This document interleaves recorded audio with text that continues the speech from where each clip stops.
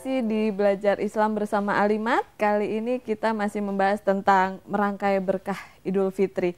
Nah, ada yang menarik di budaya kita sebetulnya di Indonesia menghadapi Idul Fitri dengan perayaan yang mungkin sedikit agak konsumtif begitu. Betul. Baju baru harus yang dari benar-benar baru padahal gitu. tidak satu, betul kan? Iya, dan itu ada hari kedua, hari ketiga gitu. Jadi bajunya ada 3 seri. Kemudian ada fenomena yang menarik juga di beberapa tempat showroom mobil laku begitu karena mau dipakai mudik gitu. Nah, ini sebetulnya kalau kita lihat dari kembali ke fitrah itu tadi seperti apa ya? Kita harus memandang budaya seperti ini. Budaya atau kebiasaan ya? Iya, gimana Dokter Ati menyikapi ini? Sebetulnya tadi saya sudah singgung ya bahwa sebetulnya untuk perayaan Id itu kan memang di situ mengungkapkan syukur.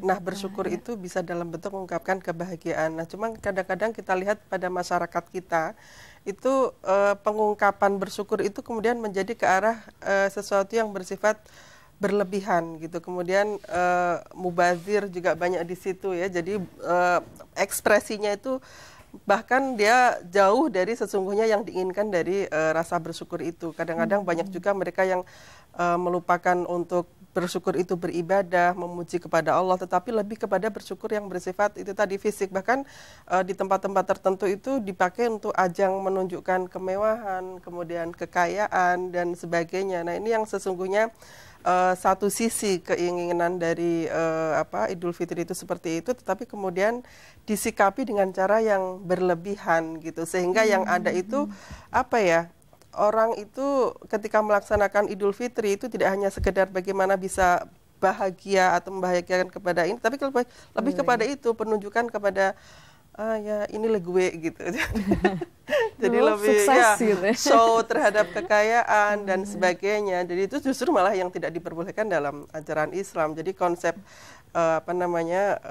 berlebihan dan mubazir itu kan tidak diperbolehkan. Itu dalam Al-Qur'an diperingatkan innal mubadzirina kanu ikhwanas syayatin kan. Jadi mereka yang berlebih-lebihan dalam segala hal itu mereka adalah teman-teman dari setan. Nah, kadang-kadang di sebagian masyarakat kita itu ketika mensikapi rasa kebahagiaan dan rasa bersyukur itu cenderungnya ke sana gitu. Tidak dalam bentuk sederhana atau lebih diupayakan kepada berbagi kepada masyarakat, tetapi lebih kepada jadi nilai justru berbaginya itu yang agak kurang gitu ya. Dilebihkan karena Nabi sendiri itu kan berpesan untuk para sahabat ketika itu. Jadi ugnuhum fi hadzal yaum, maksudnya itu para fakir miskin pada hari itu, pada hari lebaran, perkayalah mereka di hari lebaran ini. Jadi diperingatkan untuk kepada sekitar kita bagaimana memberikan kepedulian kita terhadap masyarakat di sekitar kita yang tidak mampu. Itu yang ditekankan ngajak orang lain.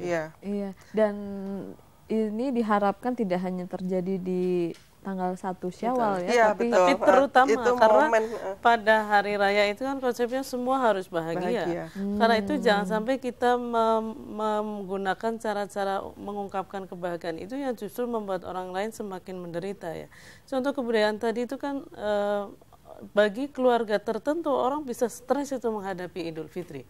Karena apa? Mungkin dia punya anak banyak, sementara penghasilan THR tidak mencukupi untuk membeli baju baru dan lain sebagainya. Kan orang bisa menghadapi Idul Fitri. Nah, itu yang harus dipastikan bahwa tidak ada orang yang kemudian justru merasa sedih menyambut Idul Fitri karena ada tuntutan dari budaya yang begitu tinggi. Tapi di Indonesia itu menarik karena budayanya tidak hanya soal baju ya. Ada budaya saling memaafkan, itu luar biasa sekali. Saya tidak melihat mohon maaf ini di negara Turki itu nggak ada tradisi minal aidin wal faizin, mohon maaf lahir dan batin, sehingga kadang itu kita merasa cemplang ya karena kita biasa Idul Fitri ini ini nih masanya setahun berdosa ya, punya salah pada orang tua, mungkin pada saudara, pada kawan. Sehari itu bisa katakanlah halal bihalal ya. Saya menghalalkan seluruh hak yang mungkin tidak diberikan oleh orang lain, dan sebaliknya hak orang lain juga dihalalkan ketika tidak kita berikan.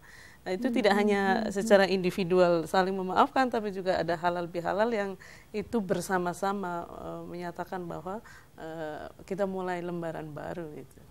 Ini menarik, saya baru tahu bahwa kebiasaan untuk mohon maaf itu tidak selalu ada tidak di semua setiap komunitas Muslim punya tradisi itu. Berarti luar biasa juga ya makanya di negara kita. Ada budaya yang positif, ada juga budaya yang negatif. Iya.